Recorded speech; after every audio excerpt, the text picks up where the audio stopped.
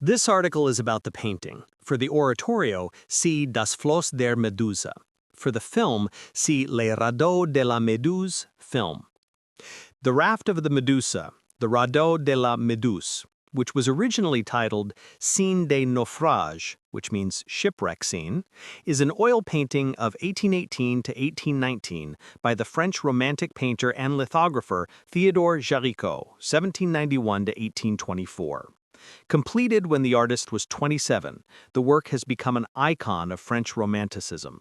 At 491 by 716 centimeters, or 16 feet 1 inch by 23 feet 6 inches, it's an over-life-size painting that depicts a moment from the aftermath of the wreck of the French naval frigate Meduse, which ran aground off the coast of today's Mauritania on July 2, 1816. On July 5, 1816, at least 150 people were set adrift on a hurriedly constructed raft.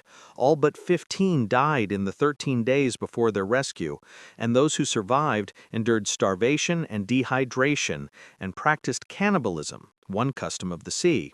The event became an international scandal, in part because its cause was widely attributed to the incompetence of the French captain.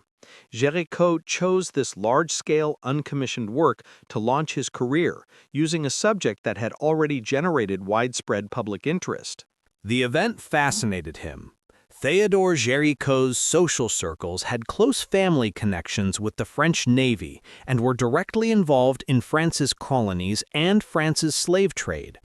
Indeed, one of these relations, a naval officer and a slave owner, died defending France's colonial interests on the coast of West Africa in 1779, not far from the site of the Meduse shipwreck decades later.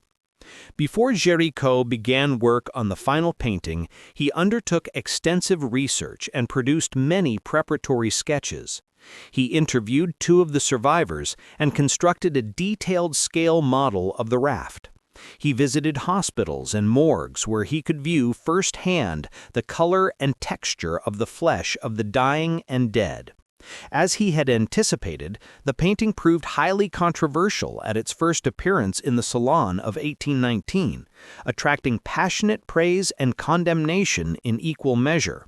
However, it established his international reputation and today is widely seen as seminal in the early history of the Romantic movement in French painting. Although the Raft of the Medusa retains elements of the traditions of history painting in both its choice of subject matter and its dramatic presentation, it represents a break from the calm and order of the prevailing neoclassical school. Gericault's work attracted wide attention from its first showing and then exhibited in London. The Louvre acquired it soon after the artist's death at the age of 32. The painting's influence can be seen in the works of Eugène Delacroix, J.M.W. Turner, Gustave Courbet, and Edouard Manet. Main article, French frigate Meduse, 1810.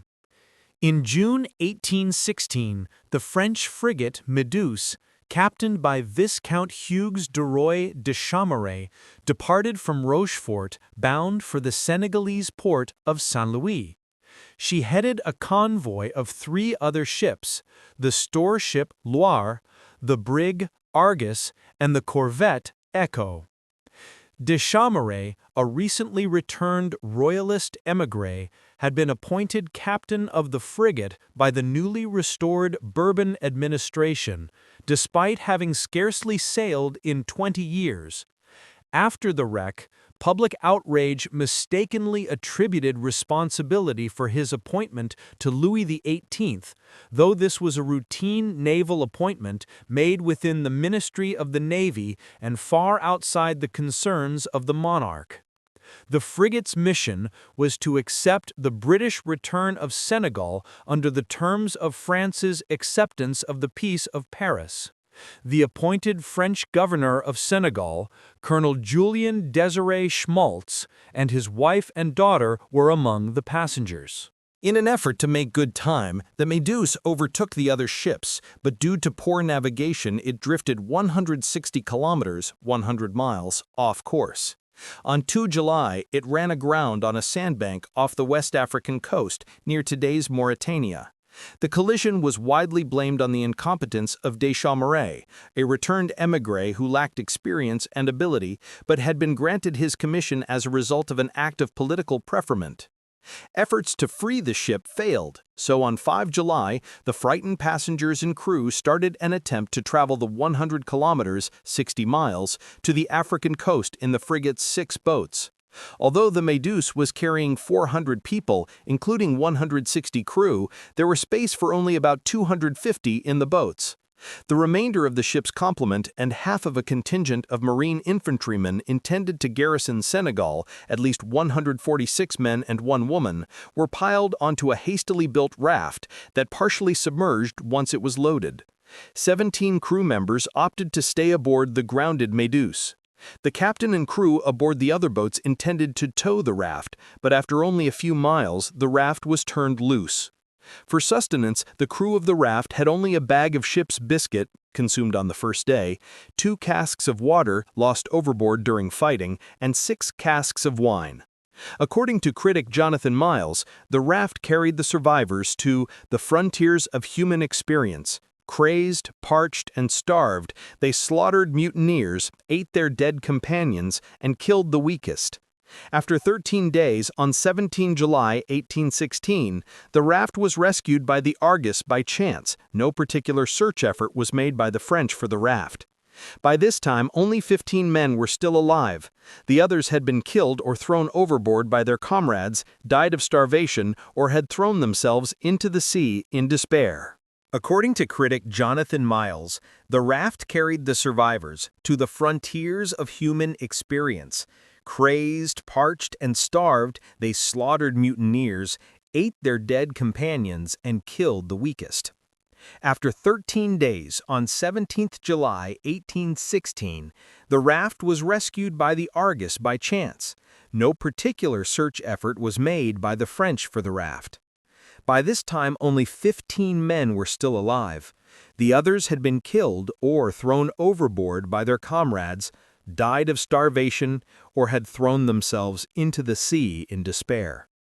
The incident became a huge public embarrassment for the French monarchy, only recently restored to power after Napoleon's defeat in 1815. Description: the raft of the Medusa portrays the moment when, after 13 days adrift on the raft, the remaining 15 survivors view a ship approaching from a distance. According to an early British reviewer, the work is set at a moment when the ruin of the raft may be said to be complete. The painting is on a monumental scale of 491 centimeters by 716 centimeters, so that most of the figures rendered are life-sized, and those in the foreground almost twice life-size, pushed close to the picture plane and crowding onto the viewer, who is drawn into the physical action as a participant. The makeshift raft is shown as barely seaworthy as it rides the deep waves, while the men are rendered as broken and in utter despair. One old man holds the corpse of his son at his knees. Another tears his hair out in frustration and defeat. A number of bodies litter the foreground, waiting to be swept away by the surrounding waves. The men in the middle have just viewed a rescue ship. One points it out to another, and an African crew member, Jean Charles, stands on an empty barrel and frantically waves his handkerchief to draw the ship's attention. The pictorial composition of the painting is constructed upon 2 pyramidal structures.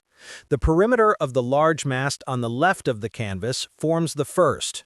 The horizontal grouping of dead and dying figures in the foreground forms the base, from which the survivors emerge, surging upward towards the emotional peak, where the central figure waves desperately at a rescue ship. The viewer's attention is first drawn to the center of the canvas, then follows the directional flow of the survivors' bodies, viewed from behind and straining to the right. According to the art historian Justin Wintle, a single horizontal diagonal rhythm leads us from the dead at the bottom left to the living at the apex. 2 other diagonal lines are used to heighten the dramatic tension. One follows the mast and its rigging and leads the viewer's eye towards an approaching wave that threatens to engulf the raft, while the second, composed of reaching figures, leads to the distant silhouette of the Argus, the ship that eventually rescued the survivors. Gericault's palette is composed of pallid flesh tones and the murky colors of the survivors' clothes, the sea and the clouds. Overall, the painting is dark and relies largely on the use of somber, mostly brown pigments, a palette that Gericault believed was effective in suggesting tragedy and pain. The work's lighting has been described as Caravagesque, after the Italian artist closely associated with tenebrism, the use of violent contrast between light and dark. Even Gericault's treatment of the sea is muted, being rendered in dark greens rather than the deep blues that could have afforded contrast with the tones of the raft and its figures. From the distant area of the rescue ship, a bright light shines, providing illumination to an otherwise dull brown scene. Execution, research and preparatory studies. Gericault was captivated by accounts of the widely publicized 1816 shipwreck and realized that a depiction of the event might be an opportunity to establish his reputation as a painter. Having decided to proceed, he undertook extensive research before he began the painting. In early 1818, he met with two survivors, Henri Sévigny, a surgeon, and Alexandre Correard, an engineer from the École Nationale Supérieure d'Art et Métiers. Their emotional descriptions of their experiences largely inspired the tone of the final painting. According to the art historian Georges-Antoine Bourrias, Gericault established his studio across from Beaujon Hospital, and here began a mournful descent. Behind locked doors, he threw himself into his work. Nothing repulsed him. He was dreaded and avoided. Earlier travels had exposed Gericault to victims of insanity and plague, and while researching the Meduse, his effort to be historically accurate and realistic led to an obsession with the stiffness of corpses. To achieve the most authentic rendering of the flesh tones of the dead, he made sketches of bodies in the morgue of the Hospital Beaujon, studied the faces of dying hospital patients, brought severed limbs back to his studio to study their decay, and for a fortnight drew a severed head, borrowed from a lunatic asylum and stored on his studio roof. He worked with Correard, Sévigny, and another of the survivors, the carpenter Lavillette, to construct an accurately detailed scale model of the raft, which was reproduced on the finished canvas, even showing the gaps between some of the planks. Gericault posed models, compiled a dossier of documentation, copied relevant paintings by other artists, and went to Le Havre to study the sea and sky. Despite suffering from fever, he traveled to the coast on a number of occasions to witness storms breaking on the shore, and a visit to artists in England afforded further opportunity to study the elements while crossing the English Channel. He drew and painted numerous preparatory sketches while deciding which of several alternative moments of the disaster he would depict in the final work. The painting's conception proved slow and difficult for Gericault, and he struggled to select a single pictorially effective moment to best capture the inherent drama of the event. Among the scenes he considered were the mutiny against the officers from the second day on the raft, the cannibalism that occurred after only a few days, and the rescue. Gericault ultimately settled on the moment, recounted by one of the survivors, when they first saw, on the horizon, the approaching rescue ship, Argus, visible in the upper right of the painting, which they attempted to signal. The ship, however, passed by. In the words of one of the surviving crew members, "From the delirium of joy, we fell into profound despondency and grief." Cannibalism on the raft of the Medusa, crayon, inkwash, and gouache on paper, 28 centimeters by 38 centimeters, Louvre. This study is darker than the final work, and the positions of the figures differ significantly from those of the later painting.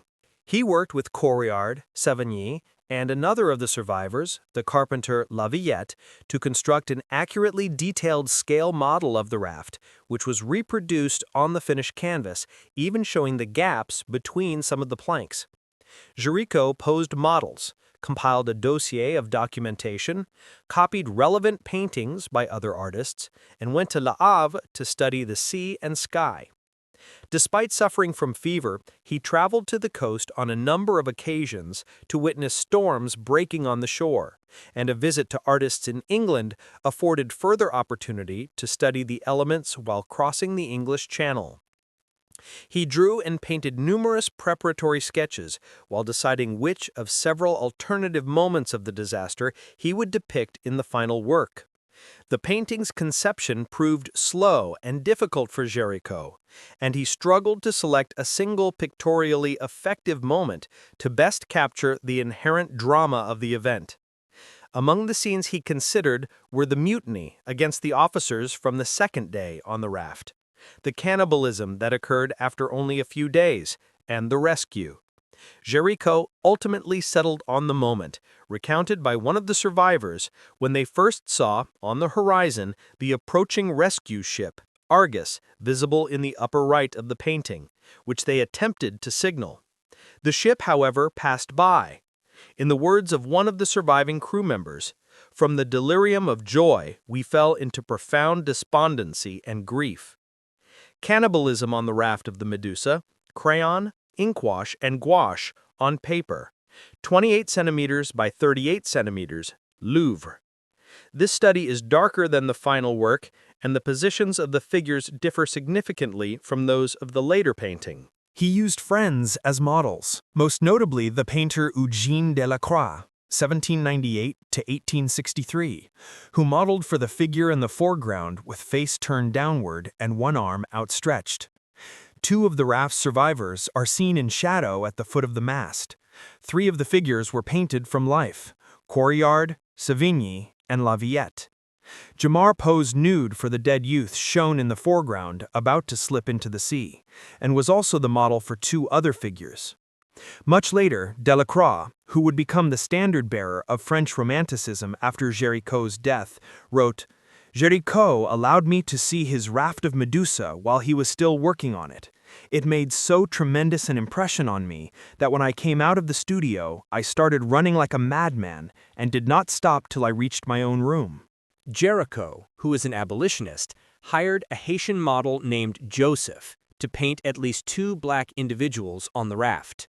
Most notably, Joseph served as a model for what is considered to be a representation of Jean Charles, a military officer waving a dark red handkerchief in hopes of being noticed by the passing ship. Influenced by an ancient Greek classical sculpture titled Belvedere Torso, and with his back turned toward the viewer, Joseph's silhouette is placed atop the pyramidal grouping of survivors in the composition's right half. In addition, a small rendering of Joseph's face, with his gaze directed toward the spectator, is placed within a group of three figures positioned between the wooden mast and the supporting rope on the mast's right-hand side. Gericault painted with small brushes and viscous oils, which allowed little time for reworking and were dry by the next morning. He kept his colors apart from each other. His palette consisted of vermilion, white, Naples yellow, two different yellow ochres, two red ochres, raw sienna, light red, burnt sienna, crimson lake, Prussian blue, peach black, ivory black, castle earth, and bitumen. Bitumen has a velvety, lustrous appearance when first painted, but over a period of time discolors to a black treacle while contracting and thus creating a wrinkled surface which cannot be renovated. As a result of this, details in large areas of the work can hardly be discerned today. Gericault drew an outline sketch of the composition onto the canvas. He then posed models one at a time, completing each figure before moving on to the next, as opposed to the more usual method of working over the whole composition. The concentration in this way on individual elements gave the work both a shocking physicality and a sense of deliberate theatricality, which some critics consider an adverse effect. Over 30 years after the completion of the work, his friend Montfort recalled, "Gericault's method astonished me as much as his intense industry. He painted directly on the white canvas, without rough sketch or any preparation of any sort, except for the firmly traced contours, and yet the solidity of the work was none the worse for it. I was struck by the keen attention with which he examined the model before touching brush to canvas. He seemed to proceed slowly, when in reality he executed very rapidly, placing one touch after the other in its place, rarely having to go over his work more than once. There was very little perceptible movement of his body or arms. His expression was perfectly calm. Working with little distraction, the artist completed the painting in 8 months. The project as a whole took 18 months. Influences. The Raft of the Medusa fuses many influences from the Old Masters, from the Last Judgment and Sistine Chapel ceiling of Michelangelo, 1475 to 1564, and Raphael's Transfiguration, to the monumental approach of Jacques-Louis David, 1748 to 1825, and Antoine-Jean Gros, 1771 to 1835, to contemporary events. By the 18th century, shipwrecks had become a recognized feature of marine art, as well as an increasingly common occurrence, for more journeys were made by sea. Claude-Joseph Vernet, 1714 to 1789, created many such images, achieving naturalistic color through direct observation, unlike other artists at that time, and was said to have tied himself to the mast of a ship in order to witness a storm. Although the men depicted on the raft had spent 13 days adrift and suffered hunger, disease, and cannibalism, Gericault pays tribute to the traditions of heroic painting and presents his figures as muscular and healthy. According to the art historian Richard Muther, there is still a strong debt to classicism in the work. The fact that the majority of the figures are almost naked, he wrote, arose from a desire to avoid unpictorial costumes. Muther observes that there is still something academic in the figures, which do not seem to be sufficiently weakened by privation, disease, and the struggle with death. The influence of Jacques-Louis David can be seen in the painting's scale, in the sculptural tautness of the figures, and in the heightened manner in which a particularly significant, fruitful moment, the first awareness of the approaching ship, is described. In 1793, David also painted an important current event with the death of Marat.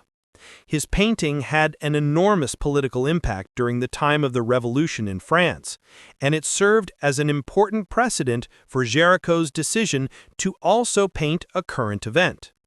David's pupil, Antoine-Jean Gros, had, like David, represented the grandiosities of a school irredeemably associated with a lost cause. But in some major works, he had given equal prominence to Napoleon and anonymous dead or dying figures. Gericault had been particularly impressed by the 1804 painting Bonaparte Visiting the Plague Victims of Jaffa by Gros. The young Gericault had painted copies of work by Pierre-Paul Prud'hon, whose thunderously tragic pictures include his masterpiece, Justice and Divine Vengeance Pursuing Crime, where oppressive darkness and the compositional base of a naked, sprawled corpse obviously influenced Gericault's painting. The foreground figure of the older man may be a reference to Ugolini from Dante's Inferno, a subject that Gericault had contemplated painting, and seems to borrow from a painting of Ugolini by Henry Fuseli, who Gericault may have known from prints. In Dante, Ugolini is guilty of cannibalism, which was one of the most sensational aspects of the days on the raft. Gericault seems to allude to this through the borrowing from Fuseli. An early study for The Raft of the Medusa in watercolor, now in the Louvre, is much more explicit, depicting a figure gnawing on the arm of a headless corpse. Several English and American paintings, including The Death of Major Pearson by John Singleton Copley, also painted within 2 years of the event, had established a precedent for a contemporary subject. Copley had also painted several large and heroic depictions of disasters at sea, which Gericault may have known from prints. Watson and the Shark, 1778, in which a black man is central to the action, and which, like the Raft of the Medusa, concentrated on the actors of the drama rather than the seascape. The defeat of the floating batteries at Gibraltar, September 1782-1791, which was an influence on both the style and subject matter of Gericault's work, and Scene of a Shipwreck, 1790s, which has a strikingly similar composition. A further important precedent for the political component were the works of Francisco Goya, particularly his The Disasters of War series of 1810 to 1812 and his 1814 masterpiece, The 3rd of May, 1808. Goya also produced a painting of a disaster at sea called simply Shipwreck, date unknown, but although the sentiment is similar, the composition and style have nothing in common with the Raft of the Medusa. It is unlikely that Gericault had seen the picture. Exhibition and reception. The Raft of the Medusa was first shown at the 1819 Paris Salon under the title Scène de naufrage, shipwreck scene, although its real subject would have been unmistakable for contemporary viewers. The exhibition was sponsored by Louis XVIII and featured nearly 1,300 paintings, 208 sculptures, and numerous other engravings and architectural designs. Gericault's canvas was the star at the exhibition. It strikes and attracts all eyes. Louis XVIII visited 3 days before the opening and reportedly said, "Monsieur, vous venez de faire un naufrage qui n'en est pas un pour vous." Freely translated as, "Monsieur Gericault, your shipwreck is certainly no disaster." The critics were divided. The horror and terribilità of the subject exercised fascination, but devotees of classicism expressed their distaste for what they described as a pile of corpses, whose realism they considered a far cry from the ideal beauty represented by Girodet's Pygmalion and Galatea, which triumphed the same year. Gericault's work expressed a paradox. How could a hideous subject be translated into a powerful painting? How could the painter reconcile art and reality? Marie-Philippe Couperin de la Couperie, a French painter and contemporary of Gericault, provided one answer. Monsieur Gericault seems mistaken. The goal of painting is to speak to the soul and the eyes, not to repel. The painting had fervent admirers too, including French writer and art critic Auguste Jolle, who praised its political theme, its liberal position, its advancement of the Negro and critique of ultra-royalism, and its modernity. The historian Jules Michelet approved, "Our whole society is aboard the Raft of the Medusa." Gericault arranged for the painting to be exhibited in London in 1820, where it was shown at William Bullock's Egyptian Hall in Piccadilly, London, from 10 June until the end of the year, and viewed by about 40,000 visitors. During this time, it also upstaged Christ's entry into Jerusalem by Benjamin Haydon. The reception in London was more positive than that in Paris, and the painting was hailed as representative of a new direction in French art. It received more positive reviews than when it was shown at the Salon. In part, this was due to the manner of the painting's exhibition. In Paris, it had initially been hung high in the Salon Carré, a mistake that Gericault recognized when he saw the work installed. But in London, it was placed close to the ground, emphasizing its monumental impact. There may have been other reasons for its popularity in England as well, including a degree of national self-congratulation, the appeal of the painting as lurid entertainment, and 2 theatrical entertainments based around the events on the raft which coincided with the exhibition and borrowed heavily from Gericault's depiction. From the London exhibition, Gericault earned close to 20,000 francs, which was his share of the fees charged to visitors, and substantially more than he would have been paid had the French government purchased the work from him. After the London exhibition, Bullock brought the painting to Dublin early in 1821. But the exhibition there was far less successful, in large part due to a competing exhibition of a moving panorama, the wreck of the Medusa, by the Marshall Brothers firm, which was said to have been painted under the direction of one of the survivors of the disaster.